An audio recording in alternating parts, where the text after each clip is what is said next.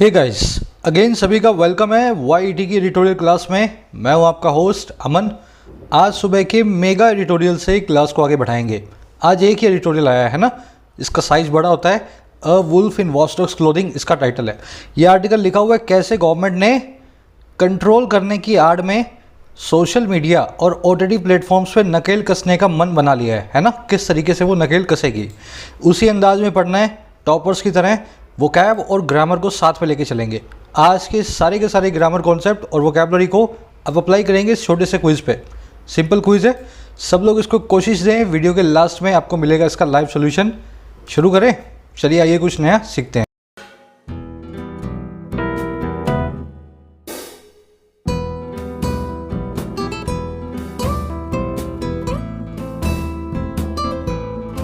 कह रहे a wolf in watchdog's clothing.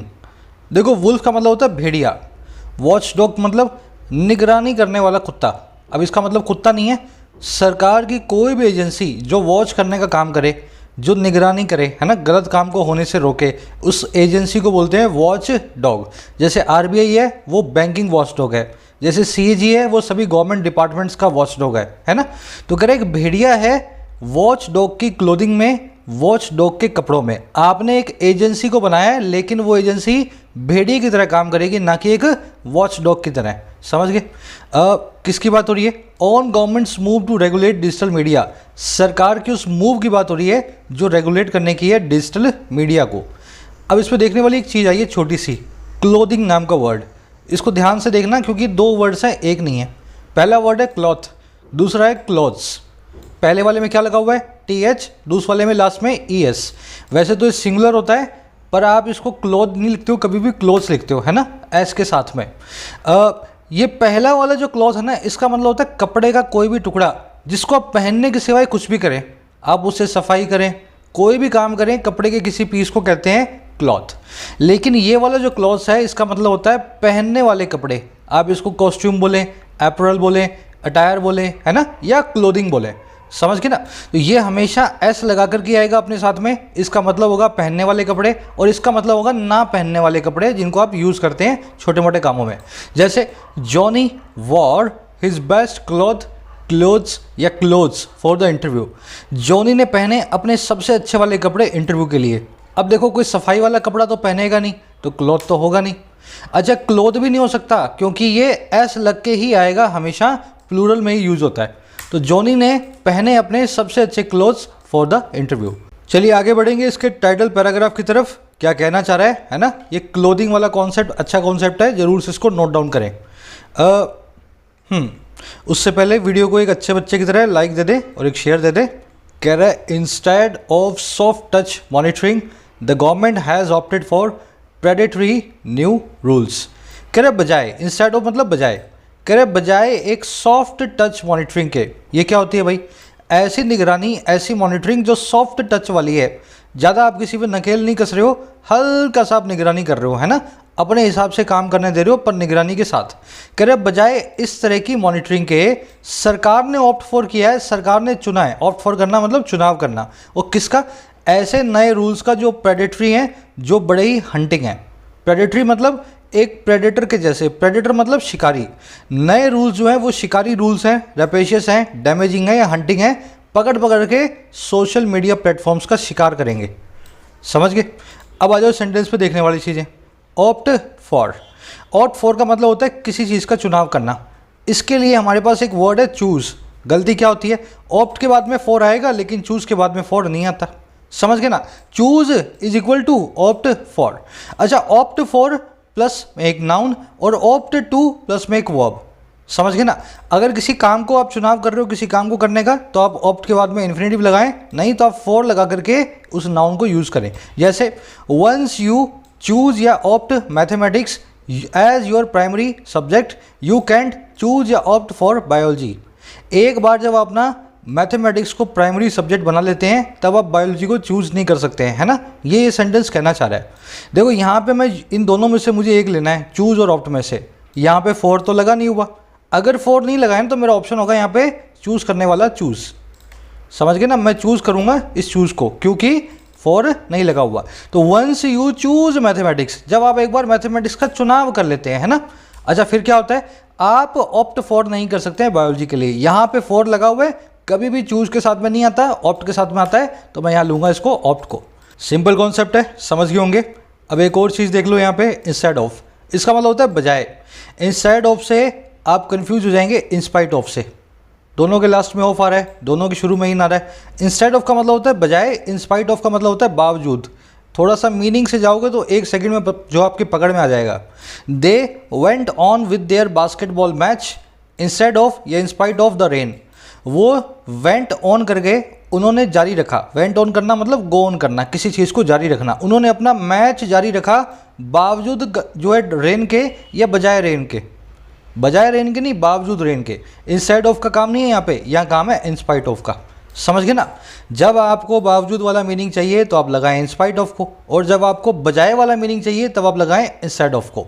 In spite of को आप डिस्पाइट भी बोल सकते हैं और नॉट विल स्टैंडिंग भी बोल सकते हैं, यहाँ पे दोनों में से कोई भी आ सकता था। The government wants more people to use public transport instead of या इंस्पाइट ऑफ प्राइवेट कार्स। सरकार चाहती है कि ज़्यादा से ज़्यादा लोग यूज़ करें पब्लिक ट्रांसपोर्ट को, सरकारी बसों ट्रेन्स को, बजाय कारों के या बावजूद कारों के। अरे बजाय कारों के ना, बावजूद का कोई कनेक्शन नहीं है यहाँ पे। बजाय कार के आप जो है सरकार की सुविधा को यूज़ करें, तो आप यूज़ करेंगे यहाँ पे इंस्टेड ऑफ को। Simple concept. चलिए अब एक समरी मैं आपको दे देता हूँ, किस बारे में लिखा हुआ है आपको मालूम चले। समरी ये है कि सोशल मीडिया प्लेटफॉर्म्स पे और OTT प्लेटफॉर्म्स पे, जिस पे वेब सीरीज़ बनती है ना, नेटफ्लिक्स वगैरह, आप देख रहे होंगे यहाँ पे बहुत गंद मचा हुआ है आजकल। क्यों मचा हुआ है? क्योंकि ये सरकार के मॉनिटरिंग के दायरे में नहीं आते हैं, है ना। सोशल मीडिया पे आपका जो इच्छा हो आप बोल देते हो, किसी को भी गाली बक देते हो। OTT प्लेटफॉर्म्स पे जैसी मर्जी वेब सीरीज़ बना देते हो, चाहे वो हमारे घर में देखने लायक हो या ना हो। अब हमारी गवर्नमेंट क्या बोल रही है? कह रही है अब आपको लेना पड़ेगा लाइसेंस। सोशल मीडिया पे गलत काम करोगे तब भी हम सज़ा देंगे, और अगर आपने OTT प्लेटफॉर्म पे गलत वेब सीरीज़ बनाई, बिना लाइसेंस लिए बनाई, तो भी हम सज़ा देंगे। हमारा आर्टिकल क्या कह रहा है? कह रहा है बिल्कुल सही किया आपने, करना चाहिए था, लेकिन ध्यान रखना था इस चीज़ का कि सॉफ्ट टच मॉनिटरिंग करते, इतनी ही मॉनिटरिंग करते कि लोगों का फ्रीडम ऑफ एक्सप्रेशन जो है उसका नुकसान ना हो, और वेब सीरीज़ में भी क्रिएटिविटी बनी रहे। अगर आप इतना ज़्यादा मॉनिटर करेंगे तो डर के मारे कोई ढंग का ना वेब सीरीज़ बनेगा, ना कोई आदमी अपनी पोस्ट को लिख पाएगा। समझ गए ना। बस यही आज इसकी समरी है। कह रहे आपको नए रूल जो आपने बनाए हैं बहुत प्रेडिटरी हैं, अपने आप में शिकार करने वाले हैं लोगों का। आज की टोन है क्रिटिसाइजिंग, सरकार को क्रिटिसाइज कर रहा है इस इश्यू पे। अब शुरू करेंगे आर्टिकल को। हाँ, कह रहे the new rules introduced by the centre last week to regulate all types of digital platforms with the idea of redressing user grievances and ensuring compliance with the law are deeply unsettling, as they will end up giving the government a good deal of leverage over online news publishers and intermediaries। लंबा sentence है, आराम से पढ़ो piece bye piece.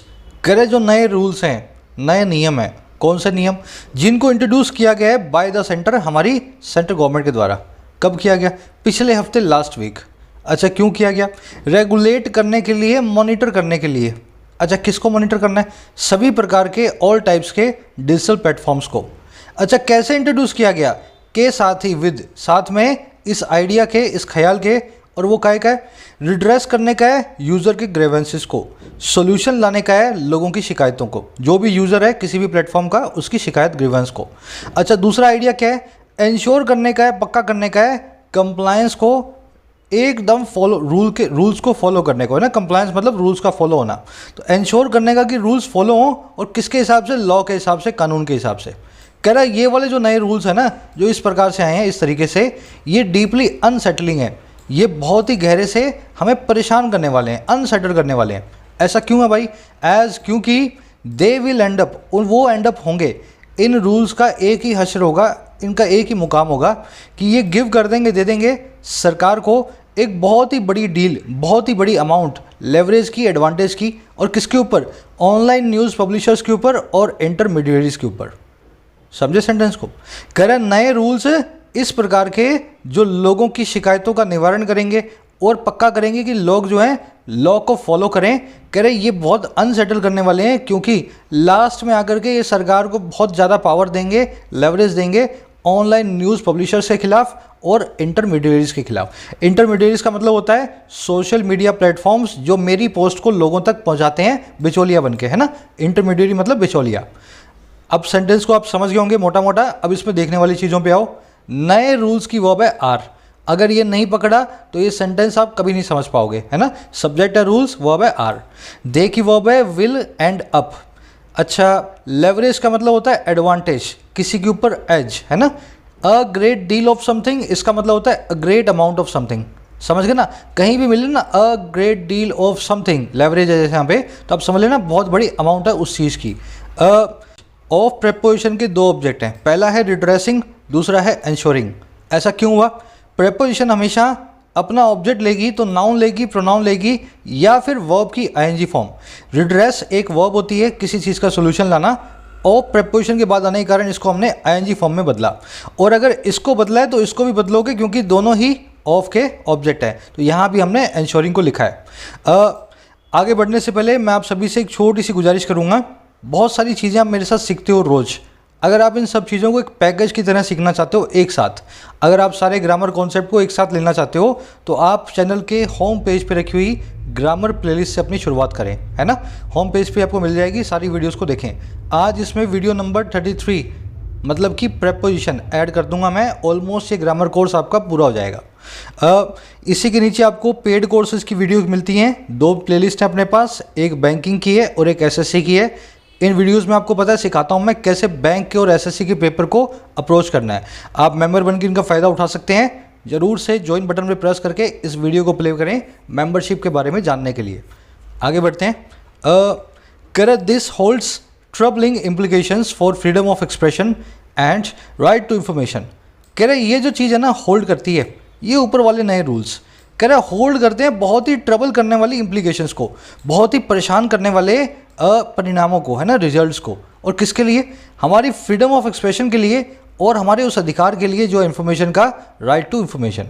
तो अब हमारे इन दोनों अधिकारों को कहीं ना कहीं नुकसान पहुंचेगा इन नए रूल्स के कारण। समझ गए? इम्प्लीकेशन का मतलब होता है रिजल्ट, कॉन्सिक्वेंस, रामिफिकेशन। राइट के बाद में हमेशा टू लगाएं, फिक्स प्रपोजिशन होता है। Right to freedom, right to education, है ना। कह रहे electronics and IT minister Ravishankar Prasad while launching the information technology guidelines for intermediaries and digital media ethics code rules 2021 presented it as a soft touch oversight mechanism।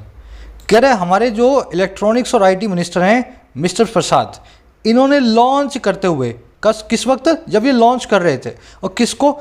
इन वाले rules को। ये rules का नाम है पूरा का पूरा, है ना, नया कोड आया सरकार का। कह रहे इस मिनिस्टर साहब ने इन रूल्स को लॉन्च करते हुए प्रेजेंट किया इसको। और कैसे प्रेजेंट किया?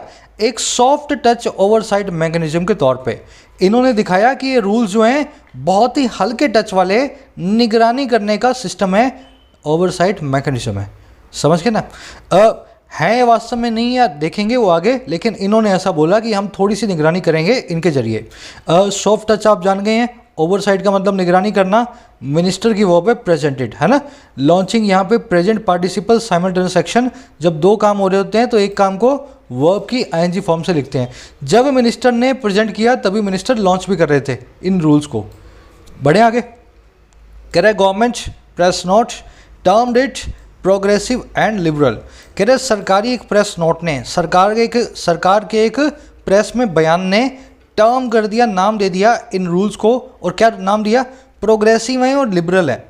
बहुत ही आज़ादी के समर्थक हैं, लिबरल हैं और प्रोग्रेसिव हैं, हमें आगे की तरफ ले जाएंगे ना कि पीछे की तरफ, है ना, ऐसा सरकार का कहना है। कर it also claim the rules seek to address people's valid concerns while removing any misapprehension about curbing creativity and freedom of speech and expression। कह रहे इसने ये भी क्लेम किया, इस प्रेस नोट ने ये भी दावा ठोका कि ये जो रूल्स है ना सीख करते हैं, ये पाने की कोशिश करते हैं और किस चीज़ को?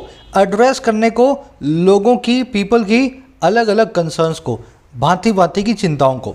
तो इसने ये भी बोला कि ये लोगों की कई तरह की कंसर्न्स को एड्रेस करेगा, उनका सोल्यूशन लाएगा। और कैसे लाएगा?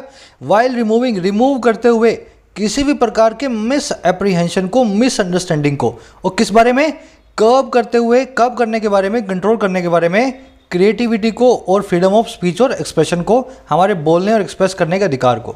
तो इस प्रेस नोट ने यही बोला कि हम लोगों की चिंताओं का समाधान करेंगे, एड्रेस करेंगे।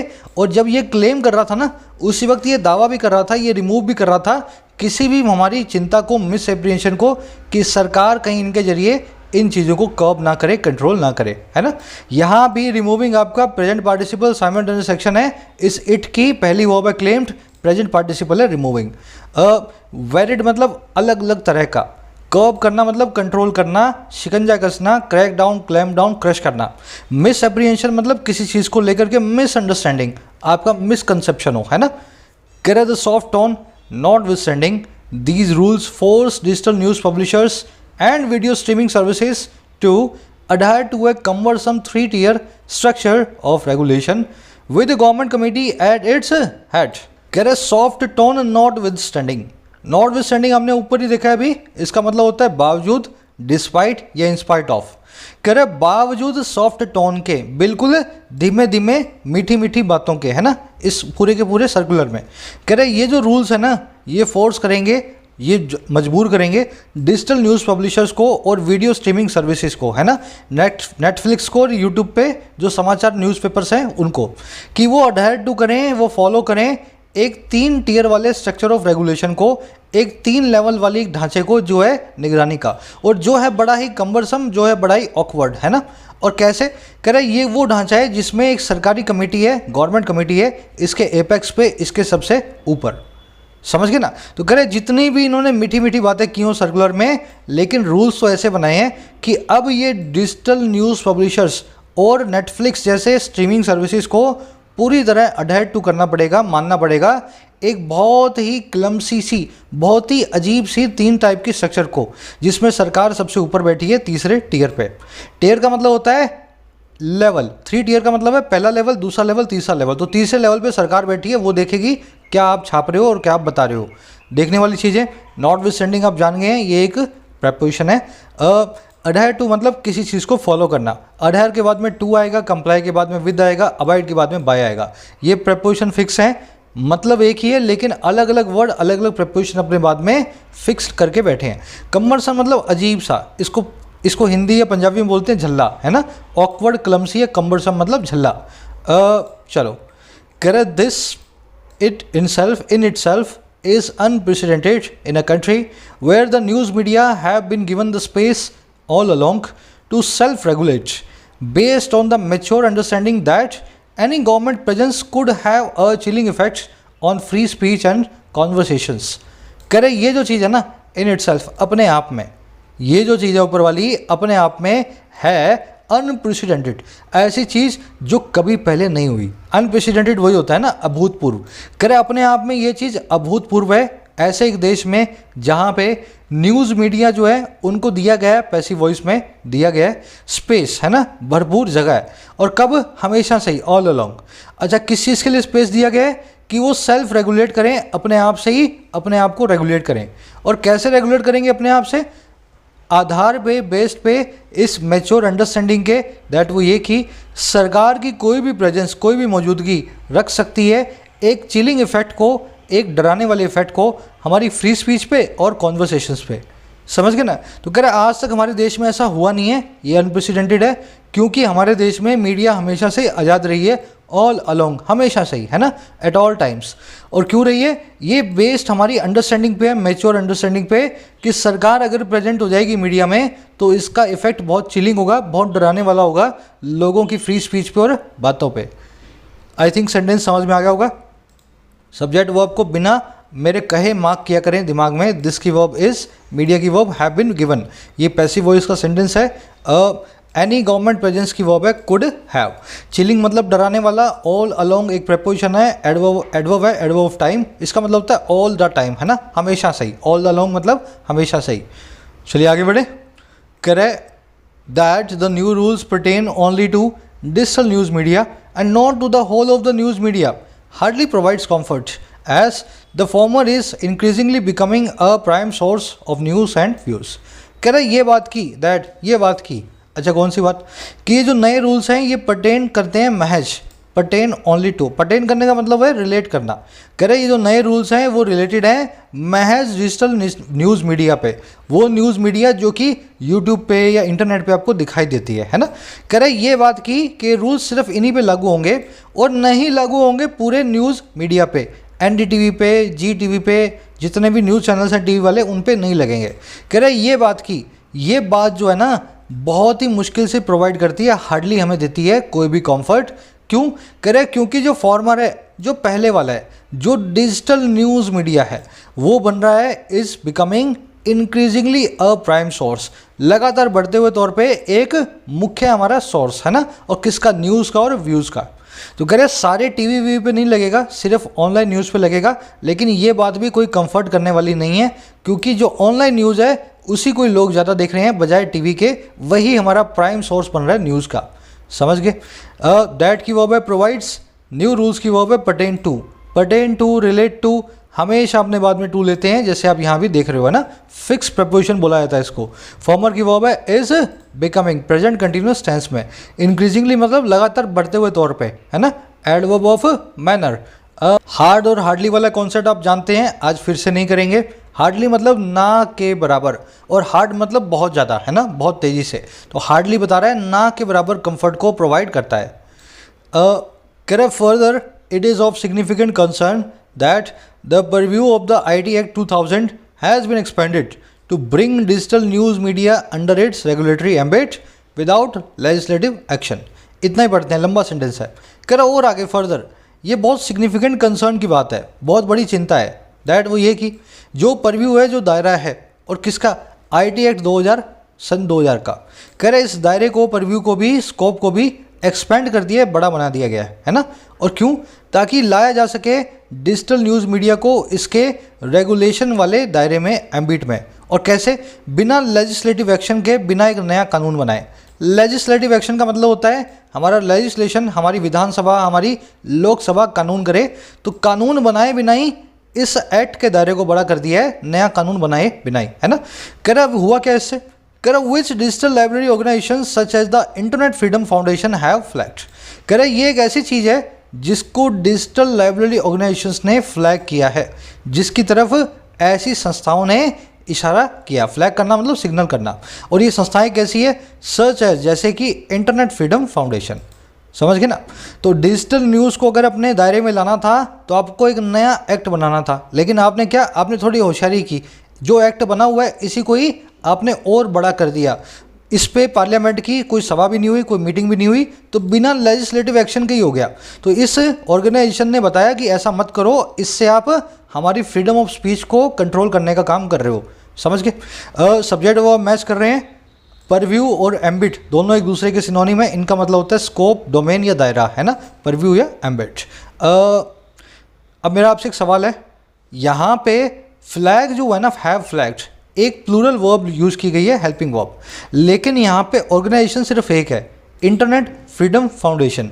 थोड़ा सोचो, अगर एक ऑर्गेनाइजेशन है तो क्या ये कोई एरर है, या फिर ये बिल्कुल सही है और आप किसी कॉन्सेप्ट को यहाँ पे मिस कर रहे हो? चलो देखो, हिंदी में आपको लगेगा पढ़ने में कि डिजिटल फ्रीडम फाउंडेशन ने फ्लैग किया, हिंदी में ऐसा लगेगा, लेकिन इंग्लिश में किसने फ्लैग किया है? लाइब्रेरीज ने। इन लाइब्रेरीज की, लिबर्टीज़ के ऑर्गेनाइजेशन है ना, डिजिटल लिबर्टी ऑर्गेनाइजेशंस ने। अब ये इनका एग्जांपल दिया है इसने सच एज प्रपोजिशन को यूज़ करके, और इस प्रपोजिशन का ऑब्जेक्ट है इंटरनेट फ्रीडम फाउंडेशन। समझ गए ना। ये हमारे सब्जेक्ट का पार्ट नहीं है, सब्जेक्ट एक्चुअल में ऑर्गेनाइजेशन है और उसके हिसाब से वर्ब लगी है ये। आगे बढ़े। कह रहा the 3-tier regulatory mechanism will seek to redress complaints with respect to digital platforms adherence to code of ethics, which among other things includes the norms of journalistic conduct compiled by the Press Council of India, the Program Code of Cable Television Networks Regulation Act, as also a negative list of content that shall not be published, especially what one would encounter under law as reasonable restriction to free speech। अपने आप में डराने वाला sentence है ना, इतना लंबा sentence. देखो आधा पैराग्राफ इसमें कवर हो गया। मैं आपको बताता हूँ कैसे पढ़ना है, पीस बाय पीस पढ़ो।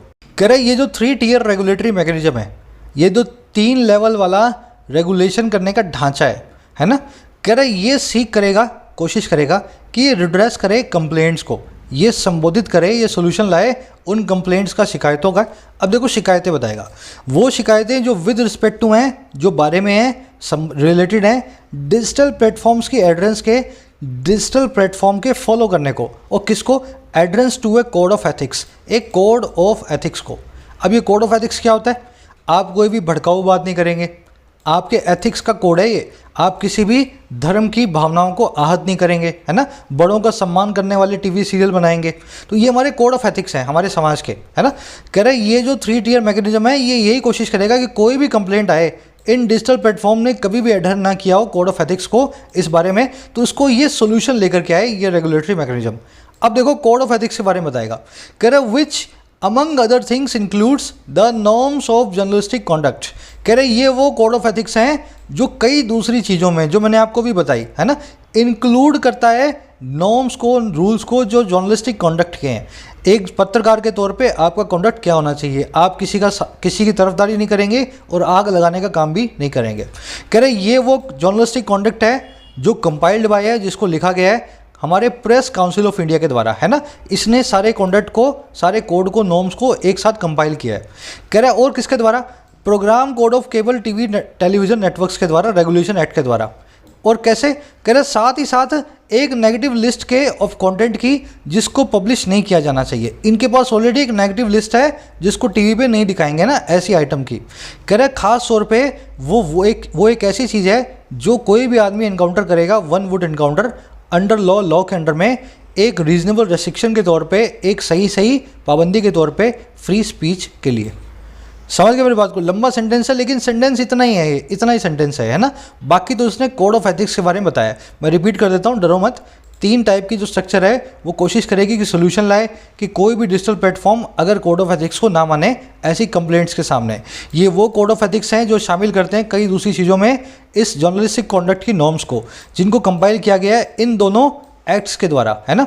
और कह रहे हैं इन्होंने एक्ट्स ने एक नेगेटिव लिस्ट भी बनाई है ऐसी चीज़ों की जिसको कभी भी पब्लिश नहीं किया जाएगा। और इस नेगेटिव लिस्ट में खास तौर पे वही चीज़ें हैं जिसको कोई भी इनकाउंटर करेगा लॉ के नीचे एक सही पाबंदी के तौर पे हमारी फ्री स्पीच के लिए। ऐसा नहीं है फ्री स्पीच का आपको अधिकार है तो आप किसी को गाली बकने लग जाओ टेलीविज़न पे, है ना, कि बोलो मेरा फ्री स्पीच है, ऐसा नहीं है। रीजनेबल पाबंदी आपकी फ्री स्पीच पे भी होगी।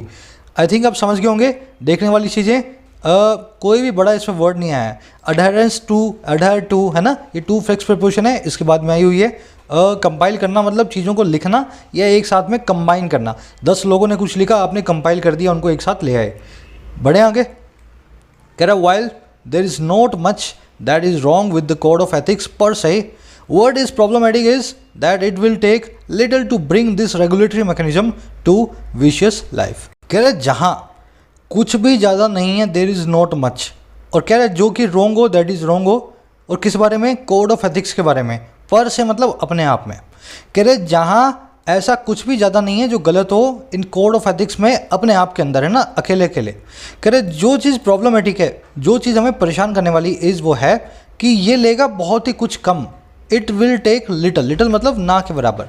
कह रहे इसमें ना के बराबर एफर्ट्स लगेंगे अगर ब्रिंग करना हो, लाना हो इस रेगुलेटरी मैकेनिज्म को एक ज़िंदगी की तरफ, एक जान की तरफ जो विशेष है, अपने आप में बड़ी खूंखार है। समझे मेरी बात को? कह रहे ये जो इन्होंने नया मैकेनिज्म बनाया है ये कोड ऑफ एथिक्स को फॉलो करेगा, और कोड ऑफ एथिक्स में कुछ भी गलत नहीं है, हम भी मानते हैं। लेकिन प्रॉब्लमेटिक यही है कि इसके ज़रिए इस मैकेनिज्म में एक जान आ जाएगी। ये मैकेनिज्म जिंदा होने वाला है, और जिंदा होगा एक खूंखार तरीके पे, अलग अलग न्यूज़ ऑर्गेनाइजेशंस को परेशान करेगा, है ना। विशियस लाइफ लाने में बहुत ही लिटल की ज़रूरत है। कोई भी आदमी शिकायत करके किसी भी टीवी सीरीज़ को बंद करवा सकता है। समझ गए? अब देखने वाली चीज़ें देखो इस वर्ड में, सेंटेंस में। विशियस का मतलब है खूंखार, ब्रूटल, बार्बरस। पर से का मतलब है इन इटसेल्फ या बाय इटसेल्फ, अपने आप में। हिंदी में बोलते हैं अपने आप में। कोड ऑफ एथिक्स में देयर इज़ नथिंग रॉन्ग, है ना। पर से मतलब अपने आप में। एडवर्ब होती है। चलिए आगे बढ़ते हैं। अब देखो कैसे हो गए। कह रहा according to the new rules, the rules any person having a grievance regarding content published by a publisher in relation to the code of ethics may furnish his grievance on the grievance mechanism established by the publisher। करे according to the rules, इन rules के हिसाब से कोई भी person, any person जो कि रखता हो एक ग्रीवेंस को, एक शिकायत को, और किस बारे में, रिगार्डिंग कंटेंट के बारे में। और कौन सा कंटेंट, जो पब्लिश्ड बाय हो, जिसको छापा गया हो एक पब्लिशर के द्वारा, है ना, टीवी पे दिखाया गया हो, इंटरनेट पे या छापा गया हो, और किस बारे में हो, रिलेशन में हो कोड ऑफ एथिक्स के। तो कह रहे जहाँ पे इस नए रूल्स के हिसाब से कोई भी पर्सन शिकायत कर सकता है अपनी, कि अगर उसको कोई भी चीज़ बुरी लगे, है ना, कह रहे मे फर्निश कर सकता है अपनी शिकायत को। अच्छा, कहाँ फर्निश करेगा? ऑन द ग्रीवेंस मैकेनिज्म, उस ग्रीवेंस मैकेनिज्म पे, उस शिकायतों को दूर करने वाले सिस्टम पे जो इस्टेब्लिश किया होगा पब्लिशर के द्वारा। तो अब हर ऑनलाइन प्लेटफॉर्म को एक मैकेनिज्म बनाना है, एक सिस्टम बनाना है, जहाँ पे आपको उनकी कोई भी वेब सीरीज़ अच्छी ना लगे तो आप उस पर कंप्लेंट डाल दें, और जैसे ही आप कंप्लेंट डालेंगे उनको सुनना पड़ेगा आपकी कंप्लेंट को, है ना। आप बोल दो मुझे इस वेब सीरीज़ अच्छी नहीं लगी, कोड ऑफ एथिक्स के खिलाफ है, आप इसको हटाओ, समझ गए ना। एनी पर्सन की वर्ब है मे फर्निश, ग्रीवेंस का मतलब है शिकायत, कंप्लेंट बोलें, ग्रज बोलें, रिसेंटमेंट बोलें, है ना, किसी चीज़ को लेकर के नाराज़गी होती है आपकी, ग्रीवेंस। फर्निश मतलब देना। चलिए आगे बढ़ते हैं। कह रहे so literally anyone could force a digital platform to take up any issue. तो कह रहे लिटरली, वास्तव में, एक्चुअली कोई भी पर्सन फोर्स कर सकता है एक डिजिटल प्लेटफॉर्म को कि वो टेकअप करे, वो उठाए किसी भी इश्यू को, है ना।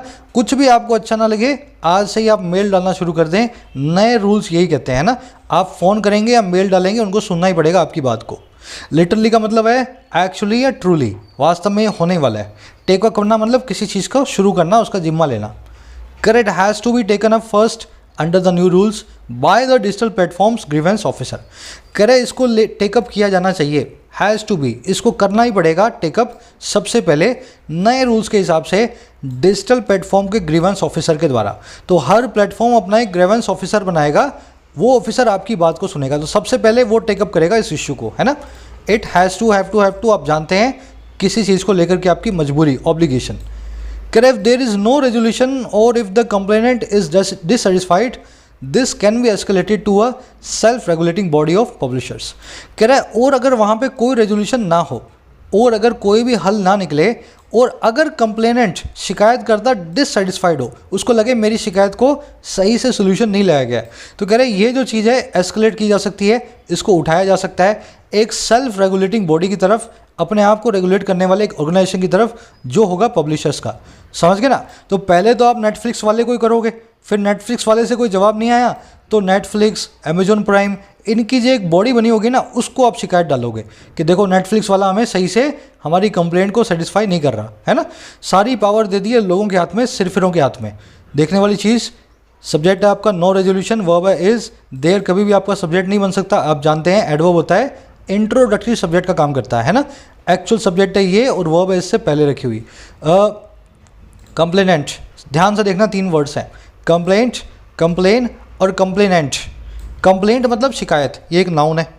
कंप्लेन मतलब वर्ब, शिकायत करना, और कंप्लेनेंट मतलब शिकायत करता। समझ गए ना, ये भी एक नाउन है, डूअर नाउन बोलते हैं। 3 अलग अलग वर्ड्स हैं, इनको टी के हिसाब से आप देखें ना, टी वाले नाउन होते हैं और जिसमें टी ना आए वो वर्ब होती है, ऐसा समझे। एस्केलेट करना मतलब किसी चीज़ को रेज करना, ऊपर लेकर के जाना। कर this can then be escalated to the highest level the government's oversight mechanism according to which an inter departmental committee will be set up to address the grievance. अब मान लो इनकी बॉडी ने भी आपकी बात ना मानी, नेटफ्लिक्स, अमेजॉन प्राइम, तो कह रहा है इसको और आगे भी उठाया जा सकता है, एस्केलेट किया जा सकता है सबसे हाईएस्ट लेवल पे। और जहाँ पे क्या होगा, सरकार की एक ओवरसाइट मैकेनिज्म होगा, हाईएस्ट लेवल, सरकार का एक निगरानी का सिस्टम होगा, जिसके हिसाब से एक इंटर डिपार्टमेंटल कमेटी को सेटअप किया जाएगा जो कि एड्रेस करेगी इस ग्रीवेंस को। समझ गए ना। तो लास्ट में आप सरकारी डिपार्टमेंट्स की एक एजेंसी बनी होगी, वहाँ पर भी शिकायत को ले जा सकते हैं। इंटर डिपार्टमेंटल मतलब कई डिपार्टमेंट्स के बीच में सेटअप करना, मतलब इस्टेब्लिश करना। दिस की वर्ब है कैन बी एस्केलेटेड, है ना, पैसिव वॉइस में। चलिए अपना लास्ट अपने पैराग्राफ लेंगे, क्योंकि ये तो बहुत बड़ा है ना।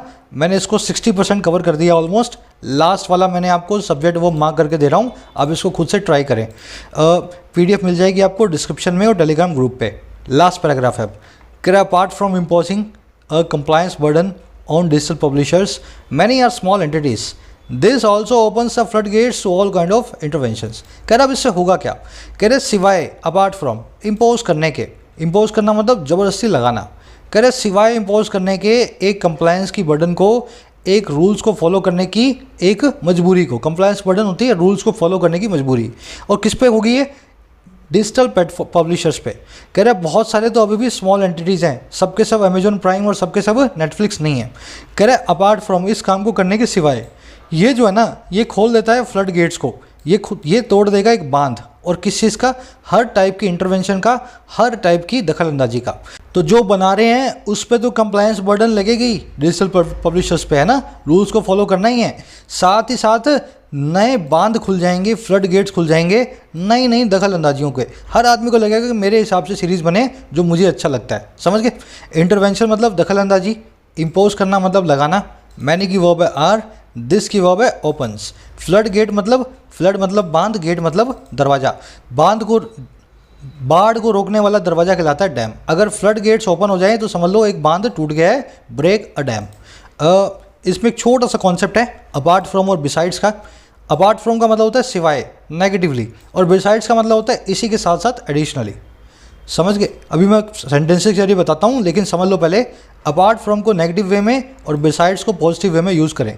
लेकिन ध्यान रखें, जहाँ पे बिसाइड्स आता है पॉजिटिव वे में, वहाँ अपार्ट फ्रॉम भी आ सकता है, समझ गए ना। तो अपार्ट फ्रॉम को तो आप किसी भी वे में यूज़ कर लो, लेकिन बिसाइड्स को हमेशा पॉजिटिव वे में ही यूज़ करना है।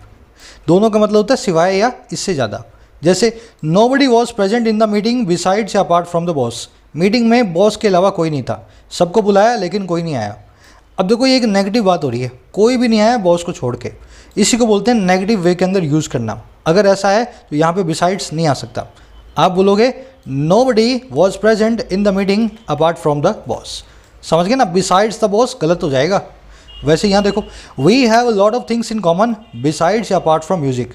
हम में बहुत सारी चीज़ें कॉमन है साथ ही साथ म्यूज़िक के। तो म्यूज़िक तो है ही, उसके साथ में और भी बहुत सारी चीज़ें कॉमन है। आप यहाँ प्रीफर करेंगे पॉजिटिव सेंस में बिसाइड्स को, लेकिन ध्यान देना अपार्ट फ्रॉम भी आ सकता है। यहाँ पे दोनों ही अपने आप सही हैं, प्रेफर करेंगे बिसाइड्स को। लेकिन पहले वाले में जहाँ पे नेगेटिव बात हो रही थी, कोई भी प्रेजेंट नहीं है बॉस को छोड़ के, है ना, अगर ऐसा हो रहा है तो वहाँ पे सिर्फ और सिर्फ अपार्ट फ्रॉम आएगा, बिसाइड्स नहीं आएगा। चलिए, कह रहे the potential for misuse is enormous. जो पोटेंशियल है, जो संभावना है मिसयूज़ की, वो इनॉर्मस है, बहुत बड़ी है। हर आदमी इसका मिसयूज़ करने की कोशिश करेगा इस नई मिली हुई ताकत का। इनॉर्मस मतलब ह्यूज हो, ओवरवेलमिंग हो, ज़रूरत से ज़्यादा हो, एक एडजेक्टिव है। पोटेंशियल मतलब संभावना, लाइकलीहुड या पॉसिबिलिटी। अब एक काम करते हैं, फटाफट क्विज़ की तरफ बढ़ते हैं।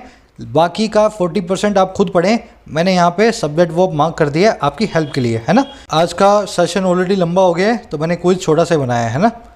In spite of या instead of his huge stardom, the actor adheres, avoids या complies by a disciplined lifestyle. In spite of या instead of an extravagant one. कह रहे बावजूद उसके बहुत बड़े स्टारडम के, बावजूद बहुत बड़ी कामयाबी के, है ना, स्टार बन जाने के, एक्टर अभी भी फॉलो करता है एक अनुशासन भरी ज़िंदगी को, डिसिप्लिन लाइफस्टाइल को, बजाय एक एक्स्ट्रावेजेंट के। एक्स्ट्रावेजेंट मतलब जिसमें कोई डिसिप्लिन ना हो, आराम से उठते हो, जो मर्जी खाते हो, खूब पीते हो, पार्टी करते हो, है ना, एक्स्ट्रावेजेंट आपका लाइफस्टाइल हो जाता है। तो कह रहे बावजूद इस काम के एक्टर ऐसा करता है। अब देखो बावजूद, बावजूद के लिए हमारे पास सिंपल सा वर्ड है इंस्पाइट ऑफ। मुझे मालूम है कन्फ्यूजिंग लगते हैं, सबको लगेंगे। इंस्पाइट की जगह पे आपको कभी कभी इंस्टेड लगाने का मन करेगा, लेकिन ध्यान रखें इंस्पाइट लगता है बावजूद के लिए, इंस्टेड लगता है बजाय के लिए, समझ गए ना। तो in spite of his huge stardom, actor करता है फॉलो एक लाइफस्टाइल को। देखो यहाँ पे प्रपोजिशन लगी हुई है बाय। हमारे पास अगर बाय लगना हो तो हमारे पास आती है अबाइड, कंप्लाई के बाद में विद, अडेयर के बाद में टू, है ना। तो यहाँ पे मैं चूज़ करूँगा इस बाय प्रपोजिशन के हिसाब से अबाइड को। Actor abides by. अच्छा, इस लाइफस्टाइल को अबाइड करता है बजाय। देखो यहाँ पे था बावजूद, तो बावजूद के लिए इंस्पाइट ऑफ, बजाय के लिए इंस्टेड ऑफ, ठीक है ना। तो इस लाइफस्टाइल को ये फॉलो करता है बजाय एक एक्स्ट्रावेजेंट लाइफस्टाइल के, instead of an extravagant one, ठीक है। चलो नेक्स्ट देख लो। When Ritika settled in Mumbai, she didn't know anyone in Mumbai besides apart from a school friend of hers. जब रितिका सेटल हुई मुंबई में, वो किसी को नहीं जानती थी सिवाय एक स्कूल फ्रेंड के, जो उसका स्कूल फ्रेंड था, है ना। अब देखो नेगेटिव वे में यूज़ करना है, नेगेटिव वे में बिसाइड्स कभी भी नहीं आएगा। आप क्या यूज़ करेंगे यहाँ पे, अबाय, अपार्ट फ्रॉम। अगर यहाँ पे यूँ लिखा होता Ritika new lot of friends, तब आप यहाँ पे अपार्ट फ्रॉम और बिसाइड्स दोनों ही यूज़ कर सकते थे ना, पॉजिटिव सेंस में हो जाता, नेगेटिव सेंस के अंदर आप यूज़ करेंगे अपार्ट फ्रॉम को। अच्छा तीसरा देख लो, इसमें आपको एरर्स फाइंड करनी है जितने भी मिले। Many high profile figures such as Elon Musk has shown interest in buying crypto currencies at low prices and hold on for medium term. बहुत सारी हाई प्रोफाइल हस्तियों ने, फिगर्स ने, जैसे कि इलॉन मस्क है, अपना इंटरेस्ट दिखाया है बाय करने में क्रिप्टो करेंसीज को कम दामों पे और होल्ड ऑन करने में, पकड़े रखने में मीडियम टर्म के अंदर थोड़े से कुछ सालों के लिए। देखो, मैनी हाई प्रोफाइल फिगर्स, ये है आपका ट्रू सब्जेक्ट। ठीक है, ये सच है तो प्रेपोजिशन है, इस प्रेपोजिशन का ऑब्जेक्ट है इलॉन मस्क। सब्जेक्ट आएगी मस्क के हिसाब से नहीं, फिगर्स के हिसाब से। अगर ऐसा है तो मैं यहाँ पे यूज़ करूँगा हैव। ठीक है, हैव शोन इंटरेस्ट।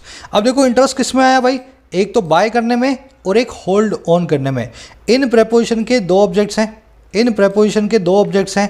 पहला ऑब्जेक्ट है बाइंग, पहला ऑब्जेक्ट है बाइंग और दूसरा ऑब्जेक्ट है होल्डिंग ऑन। यहाँ पे होल्ड ऑन लिख करके मैंने इसको गलत बना दिया, मुझे लिखना चाहिए होल्डिंग ऑन। ठीक है ना, दोनों ही प्रेपोजिशन के ऑब्जेक्ट होंगे, दोनों ही वर्ब के आईएनजी फॉर्म में आएंगे, वर्ब की फर्स्ट फॉर्म नहीं लगेगी।